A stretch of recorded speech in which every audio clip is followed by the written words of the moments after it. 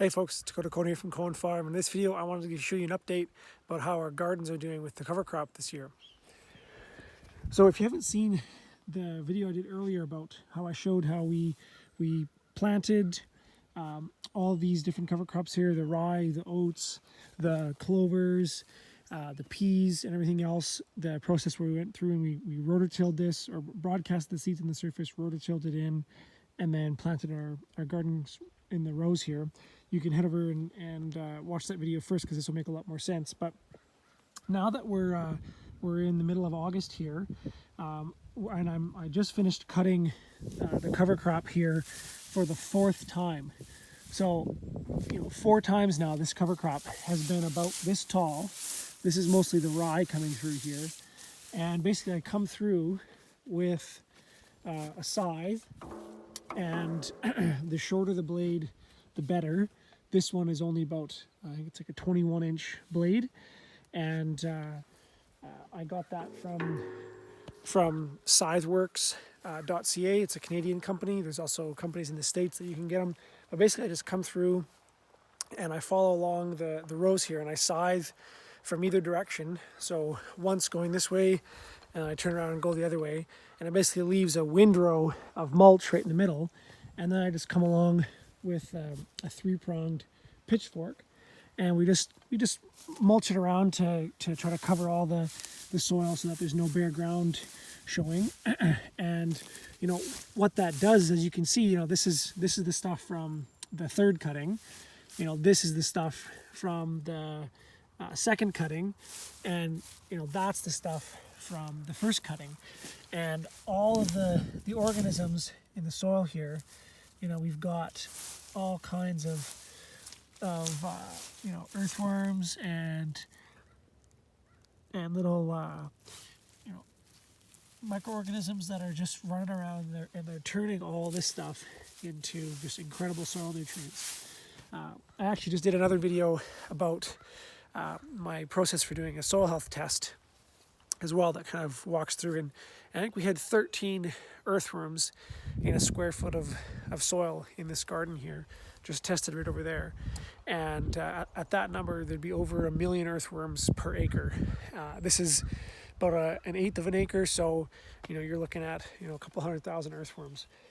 Now, a couple of things that I've learned this year. Actually, I also want to show you guys some of the crops. So we've got some of the carrots are coming up really nice.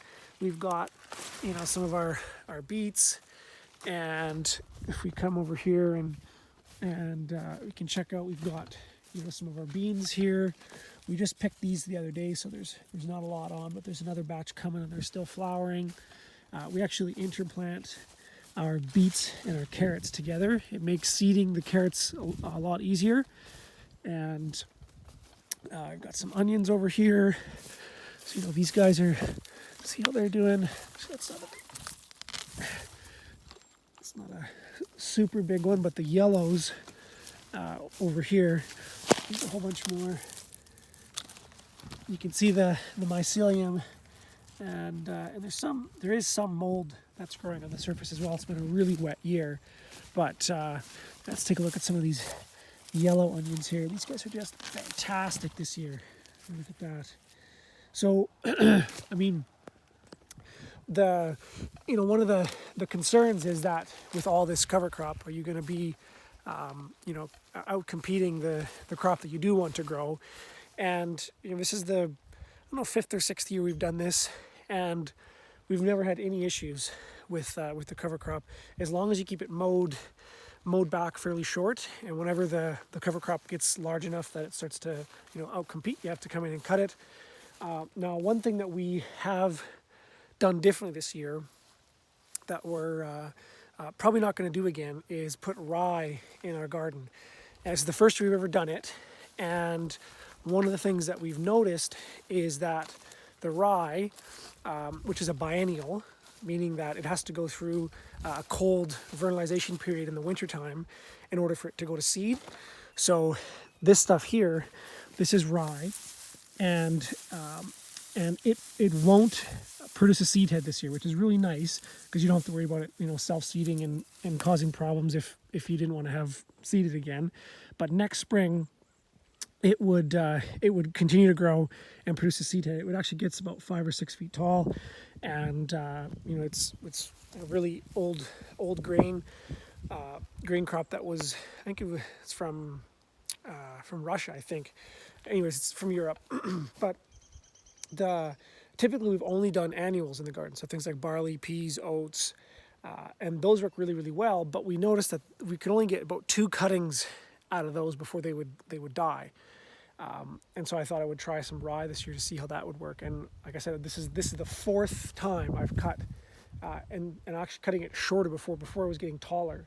So we're literally putting down hundreds of pounds of organic matter to the soil, which is fantastic for the soil. But for some of the crops, we're noticing that the rye is actually competing a little bit too much. One of them we think is the corn, which you can see down here. We're not sure. It's also been a really wet year this year. So the corn just might have had issues with the rye, or so with just the weather. But it's been really, like, it's August right now. Normally this would be, I would have cobs on it almost. But it's, like I said, we've been getting like over 13 inches of rain. It's been really wet. Hasn't been a great year for corn. But we do know that rye is allelopathic, meaning that it produces exudes certain chemicals through its roots that can inhibit the germination and growth of other plants, particularly broadleaf plants, which makes it a really valuable cover crop for organic growers, because this plant produces its own herbicide. But and I never thought of it when I put it in the garden here, but I didn't realize that it might also inhibit some of the growth of the other plants. So I'm not certain about it. Like, it's for sure not affecting the carrots, the beets, the beans, the squash are doing great, and basically it's everything except for the corn. And my hunch is that the corn is actually just, it's a lower area in the garden. You can kind of see it drops off there. There's actually a bit of a valley that kind of water flows through the spring. So I think it's just a wet year. But because it is such a wet year, the other reason why I don't like the rye is because, unlike the annual crops, you can't kill it. Like, you can't cut it twice and it just kind of peters out. So like I'm shaving this stuff like literally off at the ground. Like, that's how close I'm cutting it.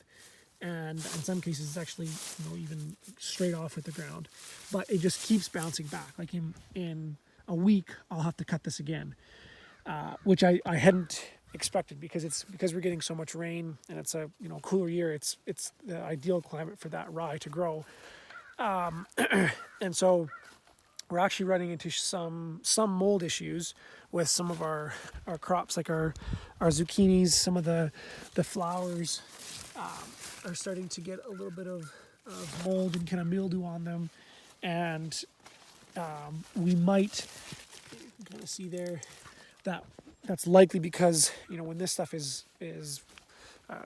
packed in between the rows here like this, there's not a lot of airflow that can grow, as you can see, and so we have to come in and cut it to open it up. And so I think in the future, as always, we're always experimenting and trying different things out. I'm going to continue to grow the cover crop just like this, except I think I'm going to leave out the rye in the future, because unlike the annuals, you're kind of stuck with it. Unless you come in and rototill it up, you're not going to be able to get rid of it in the current growing season. Now, next year, this will be fantastic, because it'll grow the first thing in the spring, and we'll come in and we'll rototill it all, and we'll be able to plant our crop just like that. But at least with annuals, say you get into a wet year like this and you don't want them to grow anymore, you can just cut it and it goes away. Versus in a dry year, if you need more cover crop, you can just plant more seeds. So one of the species that we put in is crimson clover, which is this guy here, and it hasn't done very well this year because it's been wet, which is one of the reasons why we have a diversity of plants, that there's always something that does well. But this is actually an annual clover, so it will flower the first year, that is planted, but thus far we haven't, because it's more of a tropical plant, it hasn't been able to self-seed. So even if it goes to flower, it doesn't create a seed bed. And if it did, I'd actually probably be happy about it, because it's a fantastic plant. It produces like 100 pounds of nitrogen per acre, or 150 pounds of nitrogen per acre, and just tons of biomass. But so if I went with annuals only, I could start off my year, plant it the same way that we did in that earlier video. I would come along, broadcast my oats and barley on the surface, rototill it in, and then I could do my 2 cuttings of that, get my mulch on the soil like this, get that soil covered, keep it fed. That would reduce my water needs. If it ended up being a really wet year, I'm just done for the year. I don't need to do anything else. If it was a dry year, I wanted some more coverage, I can then come along and broadcast that crimson clover seed just on the surface of that mulch, and it'll come up and it'll do a second crop, and then I can cut that 2 or 3 more times if it's a dry year and I want more biomass. So I guess the big takeaway from the garden this year is that using biennials, particularly things like rye or triticale, that actually like being cut several times, might not be the best option, because you're kind of stuck with it, and you don't have the ability to adapt as rapidly with the varying climate that you might have during a growing season. But other than that, like if this would have been a dry year, I would have been thrilled with this rye crop, but I can't predict that. So, but another place that rye would make sense is, so if you were to seed this rye before kind of the first week of September in our climate, it would put on, a few inches of growth, 6-7 inches of growth, and the next spring it would be growing, as soon as the snow was gone, and it could continue to photosynthesize for the first month or two of the growing season before you plant your garden, say in May, and then you could rototill that all in and then start with your annuals there. So I think in the future, that's what I'm going to do, is I'm going to move my rye crop to my late season cover crop. So after I harvest this whole garden, we'll come in and we can broadcast the seeds in the surface. We might just try mowing it and getting the seeds just to germinate underneath the mulch, which I think will work. Or worst case scenario, you'd have to rototill it a second time. But the nice thing about this cover crop system that we're doing right now is I only till once a year, and basically I'm just tilling to seed my seed where my crop rows are going to go, and create a nice seed bed for planting those guys. So I hope that video has helped for you guys. We've been really happy with how integrating this cover crop in with our annual gardens has really helped the soil health. As with everything though, there's a really steep learning curve to it, and so I hope some of the lessons that we've learned this year can help you guys grow in your gardens. Anyways, if you like this video, give me a thumbs up, and subscribe to our channels, follow us on our various social media things, and you can stay up to date with the different experiments and trials and errors that we've got going on here on the farm. And if you really liked it, share it with a friend, and help spread the word. We'll talk to you later. Bye.